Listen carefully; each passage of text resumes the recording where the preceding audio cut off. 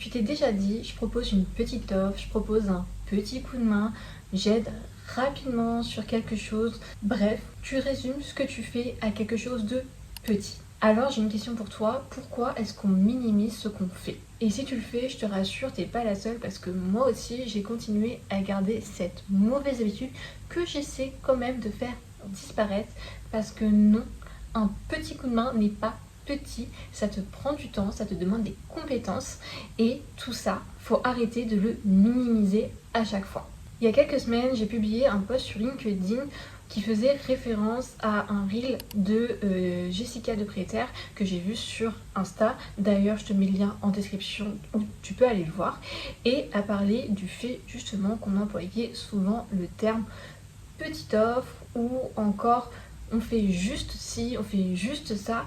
Bref, on minimise vachement ce qu'on fait alors qu'on ne devrait pas du tout. Quand j'ai vu le post de Jessica, je me suis dit, en fait, elle a mis les mots sur quelque chose dont je parlais justement avec une copine freelance en visio lundi et dont on parle assez fréquemment. Pourquoi on s'excuse de prendre la place qu'on a? Pourquoi on se trouve entre guillemets des excuses d'exister, de faire notre métier comme on le fait et de se dire ok, ce qu'on fait c'est pas si important pendant que ce temps-là il y a des personnes qui ne posent pas la question, qui enfilent leurs gros sabots et qui défoncent des portes sans problème d'éthique et toi t'es à côté, tu fais les choses de manière qui sont juste et limite t'as peur d'être là, tu te sens pas à l'aise et derrière tout ça, on met non mais je fais juste un petit truc, je fais juste ça et ça nous dessert finalement. Parce que nous, on caractérise tout ça en mettant ces mots qui diminuent la valeur de notre travail, mais pourtant la personne en face de nous, eh bien, elle est contente de la transformation qu'on lui apporte, du travail qui a été fait. Alors pourquoi nous aussi, on ne prendrait pas notre place et on arrêterait d'utiliser ces termes-là? Et en fait, cette manière de présenter, de définir les choses, elle va se retrouver sur ton site internet, dans ta page de service, sur ta page d'accueil, sur ta page à propos, bref, partout. Alors que on ne devrait pas justement retrouver ces termes-là, ces principes-là, et qu'il faudrait justement te voir d'une autre manière, voir le travail que tu fais d'une autre manière, et surtout voir la transformation que tes clients ont à la fin quand ils ont fait appel à toi. Et c'est justement une des questions qu'on m'a posée en commentaire sur mon post LinkedIn. Est-ce qu'on se souvient concrètement et réellement de la transformation qu'on apporte aux autres? Et je pense que ce mot-là, transformation, il est à retenir pour voir les choses différemment sous un autre angle. Parce que oui, on voit souvent les choses de notre point de vue un peu plus métier, expertise, mais pour d'autres personnes, pour les personnes qui font appel à nous, qui font appel à toi, eh bien cette transformation, elle peut paraître énorme. Ce qui te semble simple pour toi ne l'est pas forcément pour une personne extérieure, parce que si elle fait appel à toi, c'est qu'elle a un besoin concret et réel. Et toi, tu es là pour l'aider, lui apporter des conseils, bref, l'aider à résoudre ses problématiques. Toi, ça te paraît simple parce que tu as l'expérience et tu as l'expertise. Mais c'est pas pour ça que tu dois définir tout ce que tu fais en disant c'est petit, c'est juste ça. C'est à force de faire que ça devient plus simple pour toi. Par exemple, si on prend un sportif, récemment j'ai regardé les championnats d'Europe, tu vas pas me dire qu'un sportif qui vient faire du saut à la perche, qui va faire du saut de haie, quand tu le regardes, ça paraît simple. Ce qu'il fait, ça paraît simple. Mais derrière, c'est des années de travail et lui, il a acquis une certaine expertise. Si toi, tu dois l'apprendre maintenant, ça va te prendre énormément de temps. Donc, c'est à peu près la même chose. C'est pas parce que ça paraît simple que ça l'est. Et c'est là aussi qu'on a un problème de visualisation, de comment on montre les choses. Et il faut parfois changer de regard et se mettre surtout à la place de son client, savoir qu'est-ce qu'on résout pour lui, qu'est-ce qu'on lui apporte concrètement. Une chose simple à faire sur ton site internet si tu penses que tu minimises ce que tu fais, c'est d'aller relire tes pages de site internet, relire les textes que tu y as mis. Et tout simplement, tu vas te placer pas toi en tant qu'experte, mais en tant que client de personnes qui découvriraient ton travail. Et là, regarde si parmi ce que tu as écrit, parmi ce que tu as mis sur ton site, tu as l'impression de minimiser ton travail, de te dire ok, en fait la limite dans mon texte, je m'excuse d'être là, de faire ce que je fais, d'être douée pour ce que je fais, d'être en fait compétente.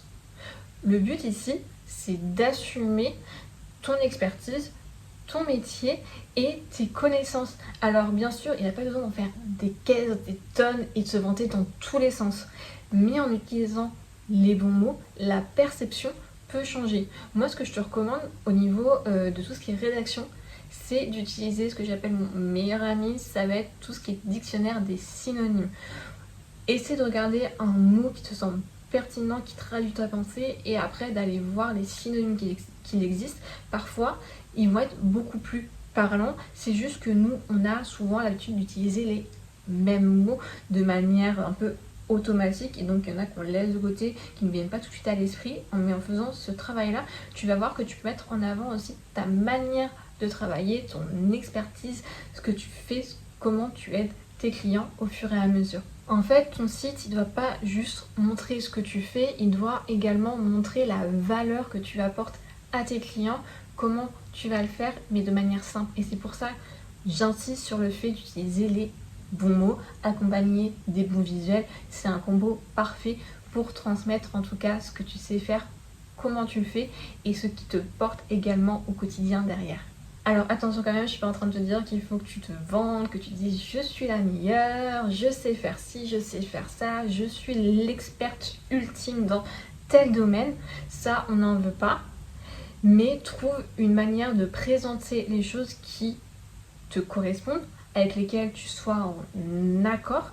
Parce que si tu utilises des termes ou une manière de faire qui n'est pas raccord avec toi, tu vas te sentir en décalage et tu vas pas être à l'aise. Et ça, c'est ce qu'on veut surtout pas. Donc, essaie de trouver le bon ajustement, le bon équilibre pour que ça matche et que ça résonne, entre guillemets, en toi, entre ton expertise, la valeur que tu apportes, la transformation que tu promets à tes clients et comment toi aussi tu es à l'aise de le présenter, de le vendre à tes clients par la suite. Donc ici, on ne survend pas, juste on arrête de sous-vendre et de se sous-estimer, de minimiser ce qu'on fait. Et si tu penses que ton site minimise trop ce que tu fais pour tes clients, tu peux aller te replonger dans les témoignages que tu as récoltés, dans les mots qu'ils ont pu te laisser, parfois des petits DM, des petits mails, pour te reprojeter et pour en tout cas réutiliser ce qu'ils te disent et les utiliser en tout cas sur ton site internet pour expliquer clairement ce que tu apportes à tes clients quand ils travaillent avec toi.